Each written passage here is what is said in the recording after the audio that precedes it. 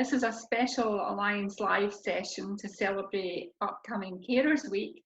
I am Irene Oldfather, Director of Strategic Partnership and Engagement, and I'm joined today by National Clinical Lead Professor Jason Leitch from the Scottish Government. Good afternoon, Jason. Thanks so much for joining us. Thanks for having me. Of course, Carers Week coming up, Jason, and it's an opportunity to really celebrate the great heroes of our communities across Scotland, isn't it? But to be doing it just a little bit differently this week. But we've had so many questions in from carers, and there's no way we're going to get through them all today because we've set aside a little bit of time. But just to say at the beginning, if those that we haven't covered or we can't get into the detail of, hopefully we can give them to you and you can give us a written reply. Is that all right? Of course. If we do that, okay. So the first area that was very popular to seek further information on was around respite, Jason. Many carers highlighted to us that they've not really been able to take a break from caring roles. And I'm just wondering, obviously it is difficult circumstances that we're all working in, but is there anything that can be done to support these individuals in terms of their own personal well-being and maybe even just looking a little bit to the future into when we might be able to access respite services? It's a difficult start, Irene, if I'm honest. Those are pretty clear, and they're clear for a very good reason, and that's to protect particularly those who are more susceptible to this disease, and they are often, unfortunately, those who are being cared for, and in many cases also the carer.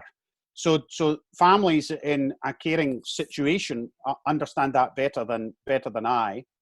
Respite hasn't all closed. I think it's important to recognise that some emergency respite has happened and is available to those who have had to, for instance, when the carer has had to be admitted to hospital or something as an emergency. And most families now know to have a contingency plan in place that may well involve other family members or friends or professional or third sector, that broader sector of respite. I don't think traditional respite will come back for some time, but we will have to, like oil and gas, like professional sport, we'll have to have a phased return. That will have to include distancing. It will have to include public health measures in the environments and for the individuals.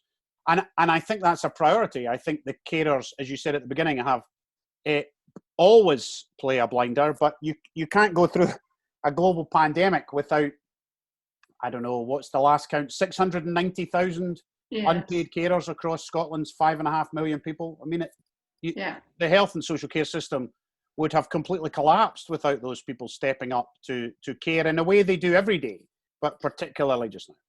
And particularly challenging just now for, I think it's around 29,000 young carers, Jason, who would be going to school and having that social interaction.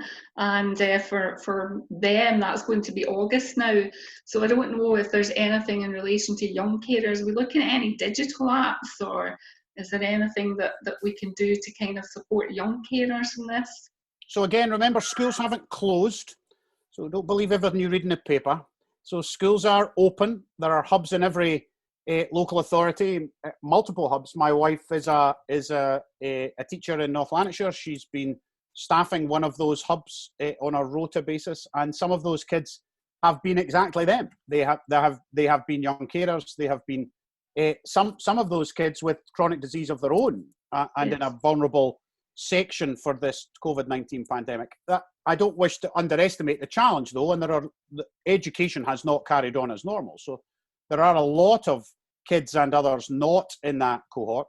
We're hoping in the educational transition plan that over the next few weeks, transition kids will get to go back and they'll get to see the high school, or they'll get to celebrate leaving primary school, those kind of big moments in your education. But you're right. If everything goes well, then the majority of kids won't go back until the 11th of August. And even that is not guaranteed. That will depend on the behaviour of both the virus and the population. Young Scot and other organisations have done, and carers organisations have set up terrific virtual connections, meetings, education, and a kind of respite, so kind of turn off time, so that people can can have a peer group that they talk to. I've been very impressed with a lot of those resources that are available. And I guess many of the local carer organisations are trying to keep young people connected, so always important to remember to keep those connections going at local levels as well. Another area that we got a lot of questions around was visiting, hospital and care home visiting. And again, I know it's a very difficult situation, but you know, carers are just saying it's so hard not to see our loved ones in hospital.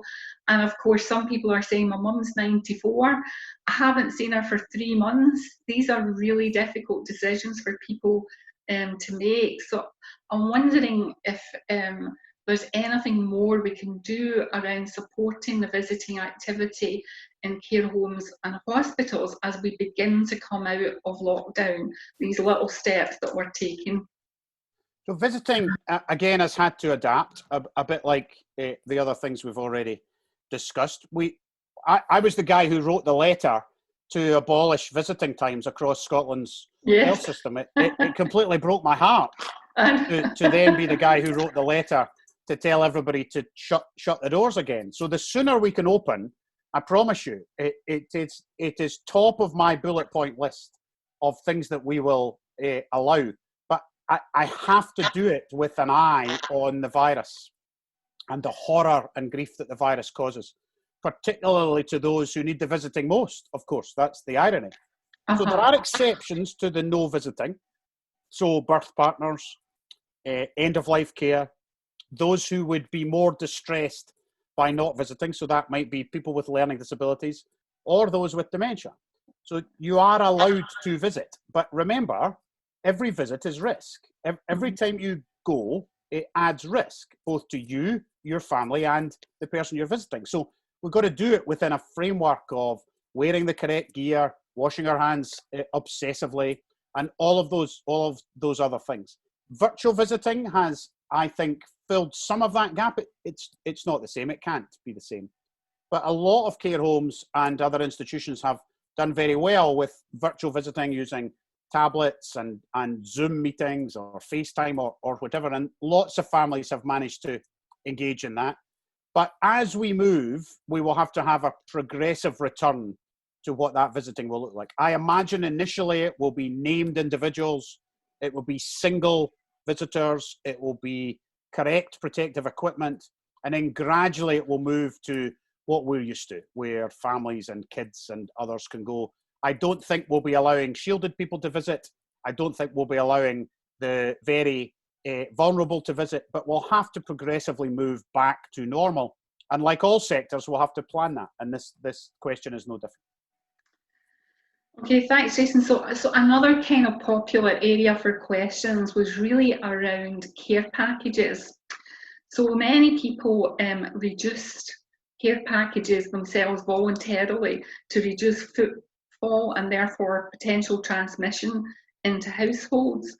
And so there are some questions about, firstly, care packages returning, and is it difficult to get the care package back that you had before? But certainly, should there be a requirement to cap the number of different carers attending each household? Is that something that would be doable, that would be something that we would think would assist and support? Because obviously if you have 2 carers going in and the same 2 carers going in over a period of time, then presumably you reduce that transmission risk than if you have different carers in and out most of the week. There isn't any question that the fewer households you mix, the less risk, for sure. Whether that's your own behaviour or the behaviour of those who are visiting. So if a local authority has the capacity and ability to create bubbles of carers around individual or groups of those who need care, that's better. No question. The risk isn't huge if people behave properly. So if you wipe the surfaces, if you clean your hands, if you wear the correct PPE, if you're doing something too close to an individual, and if you're a family member, then restricting yourself, unfortunately, to that caring visit rather than 4 caring visits would be safer. It would lower the risk. And you then have a responsibility to try and protect the person you are caring for, particularly if they're in a different household. So if you are having to go see your mum and you are the principal carer for your mum, then your behaviour outside of your mum's home matters, because how you behave will potentially take the virus not to you just, but also to your mum. So the safest thing to do for this virus is to stay at home with the door shut, all 5.5 million people. So everything we do is risk. So you can't take that risk away completely. So we just have to be sensible. And as the numbers of viral cases fall, and that's happened over the last 5 or 6 weeks now, and we know that hospital admissions are down, ICU is down, and mortality is down. So as we get that number down, if it stays down, we will be able to release and relax those measures. And people will still have to be sensible. The virus has not gone away, but we hope that we will be able to allow people slightly more freedom than they've had. Some things are better than others. So outdoors is better than indoors. Mm-hmm. Big groups are worse than small groups. So if you can stay with fewer households mixing, like in the general population for caring as well, then that's better. Okay, thanks for that, Jason. So so just turning to the third sector as a third sector organisation, you'll understand that we feel the third sector has been absolutely vital during this crisis and has really proved its worth, keeping many people well during the crisis. Is there any reassurance that you can give that they will be supported in a post-COVID environment? Clearly, there's a lot of worries about finances and how we move forward and where we might go. But I think people feel that without the third sector, things would not have been as manageable perhaps as they have been. And for example, in Tayside, we've seen, I was interviewing Tayside yesterday, where the transport hub there is, enabling third sector organisations to support the ambulance service and others in making sure that transport services are available over and releasing ambulances for urgent business. But that's just an example across a whole range of areas where you have the food banks and you have the deliveries to older people who are isolated. So I guess I'm just saying that has been a big role, and hopefully the third sector has come into its own during this crisis and proven that there's an opportunity to do that collaboration and networking with local authorities and with others. And I guess the question is, and it came from our own policy team actually, how do we make sure that going forward there continues to be a strong and supported resource for the third sector in these really challenging times? I've not been remotely surprised by the third sector organisations in Scotland reforming and renewing and stepping up into this particular challenge. I expected them to do so, and they have done a fantastic job. I understand some of the challenges they have faced in resourcing and adapting, just like every organisation has had to change the way they work and change the way they are resourced. There are particular challenges in the third sector because of the nature of the income, and some of that has dried up because people are not out fundraising or campaigning or doing things, and the government will have to be mindful of that as we move forward. I don't think there's any question that the Scottish Government recognises the importance of the Alliance and its member organisations and other third sector organisations, and will continue to appreciate and resource that as far as possible. The challenge, of course, is the economy is not without challenge in this environment. Everything we have done has harm attached. The principal harm has been the death and morbidity from COVID-19, but the unemployment rate is going to go up. Businesses are going to go bust. There isn't any question that even with the UK government and the Scottish government stepping in with financial resource to help, the long-term effects of this virus are going to go way beyond the people who have respiratory disease. And the Alliance and others will have to step up into that position, into that lobby, and lobby for resource and money in that environment, and also prove value and outcome inside that environment, something you're very used to doing. Well, we like to think so, and certainly, you know, we are looking forward to developing some post-COVID proposals as to how we can support and assist. So I know you'll be looking forward to seeing those coming in the mail. So I guess, you know, looking to the future, Jason, we could never have imagined we would be in this place. And I guess we're doing things differently, and there is a whole new norm. And you know, there's huge learning from that. I mean, I heard a lot of what was happening in Tayside yesterday that we wouldn't have imagined, ways in which we were doing things. I mean, I guess at a simple level is, you know, virtual consultations, where people can actually sit in their own home. They don't even need to leave the house, and it's been pushed forward a little bit. We always had the modern outpatient program and so on, but I guess it's, you know, there's been an impetus to do things differently at a very fast pace. So, you know, what learning do you feel there has been regarding future priorities? You know, what are the big ticket things that you think won't go back, that we will do things differently? And, you know, how do we ensure that we share that learning? So where there have been pockets of really good practice, I mean, I think the First Minister identified Tayside as exemplar in terms of the testing. So where there are those pockets of good practice, how do we make sure they're rolled out across Scotland? I think there is nothing good about a pandemic. That's the first thing to say. Pandemics are not good things. They're awful, awful things. And there are nearly 4,000 families grieving for lost loved ones. So it's important to keep this in perspective. However, there are good things that can come from this type of work and challenge that a society faces. And I think there are some things we should keep. I think we should keep a renewed focus on community spirit and helping one another and reaching out to those who we care for in our neighbourhoods and in our communities. And many people do that already, but I think we've seen examples of that. I think we've seen examples of gratitude and kindness for those who serve us, whether that's ambulance paramedics or third sector cancer charities. And I think we should reinforce and continue to move that along. And then there are more practical things like NHS Near Me, virtual visiting, other things that digital has helped us do to keep in touch with people in care homes and keep in touch with people having appointments for gastroenterology. And we've gone from 300 virtual visits a week to something like 30,000 visits. I mean, it's astonishing development and really quickly. And we shouldn't go back. Much of what we do can be done virtually to save people traveling long distances from rural environments to see specialists.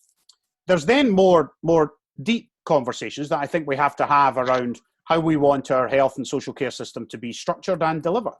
So how do we want to fund social care going forward? How do we want to think about how we look after our elderly? And how does aging happen across a society of our size? And COVID just brings that into sharp relief. I mean, we've been talking about that for years, about how you provide a sustainable funding model for that next generation that are going to be old and need care. And much of that care will be at home, I expect and hope, but some of that care will be in institutions. So because it will have to be. So what does that look like? And I think health and social care integration and COVID and thinking about what the next phase for health and social care integration is a really intriguing question. And we'll need big brains and lots of patients and families to help us work out what that will look like.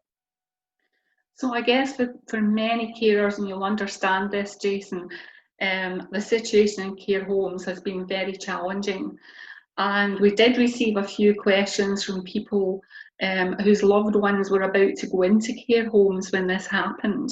And they've kept them at home for a bit longer because of their worry and anxiety about putting them into care homes. What reassurances can you give people as we begin to come out of this, that those arrangements that had been made will be safe to be put in place? Well, I can give you as much reassurance as possible that the environments in which you put your loved ones are being run by people who care for your loved ones. But this virus is horrid and loves institutions and affects old, vulnerable people who we cohort in institutions It likes to attack them. So we shouldn't be naive and think that suddenly on Tuesday, everything will be safe. It won't. The virus will not have gone away. If we suppress the virus adequately, we will still have outbreaks. This virus is not going to die off, not for some time. It may, and that would be fantastic. But for now, the decision about admission and discharge from hospital, from home to care home, from care in any of those directions, should be made wisely with the institution, the care team, and the patient and family. And there should be a compassionate and caring conversation about where the least risk is. I understand those decisions. Those decisions are not easy outside COVID, never mind with this added complexity of a new infectious disease. Care homes and hospitals are not 100% safe, but neither are homes. So we've got to make a judgment about where the best place is for each individual based on their individual condition and psychology and disease state, and the family that can care for them, and what else is available. And those conversations happen every day of every year. This now adds a new layer of infectious disease on top of it. I can tell you that the numbers of infections and number of deaths in care homes is falling, and has fallen relatively dramatically over the last 4 to 5 weeks. So I am reassured that we are on top of the outbreaks. Kind of running out of time now, Jason, but just in closing, this situation changes. I was going to say day to day, but actually it's hour to hour that we seem to find out new things and get new advice. I wonder, are there any key messages from this week that you would like to take the opportunity to share with Alliance members and unpaid carers in particular?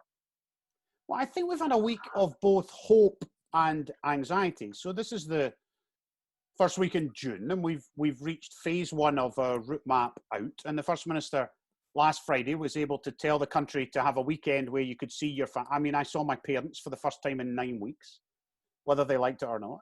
And we have moved into a slightly more hopeful phase. So school teachers are going to go back and start to prepare for a new term. Some outdoor construction industry is thinking about going back. So there's hope, but there's also nervousness because we see numbers increasing in some parts of the UK. We see hospital admissions still not completely disappearing. So there's 700 people in hospital in Scotland today with COVID. There's still 30 people in intensive care, and people died in the last 24 hours. So there's got to be a balance between that hope, and I'm excited about it. I think it's great. I think it's terrific that people can do physically distanced sport again, and they can go to the park and see their kids, and I think that's terrific. But at the same time, we've got to go slow. So we've got to be really careful. And Test and Protect, which is our testing and tracing system, is crucial in that. So if you have symptoms, you must get a test. And if that's positive, we will trace your contacts. And that tracing depends on who you've had contact with. So if you don't want traced, stay away from people. It's very straightforward. So stay 2 meters away. That message, because we actually did get a question in on this actually, that for so long we've been saying to people, stay home, wait 7 days, see what happens. So our new message is around, if you have the symptoms, please get tested. I think it's quite important to send that clear message out if that's what we're saying. That's exactly what we're saying. So at this phase of the virus, we want to know every single symptomatic case if we possibly can. And we want to shut that viral spread down from that case. So we want to trace contacts, make sure they're isolated. If they get symptoms, trace their contacts, and so it goes on down the family tree of the virus. But if you haven't had contacts, if you followed the rules, there won't be many people to trace. Okay, well, Jason, thank you so much for joining us this afternoon. Thank you. I know you're a very busy person, so we really appreciate you taking the time. And we look forward to continued partnership moving forward as we come out of this difficult time. Thank you very much.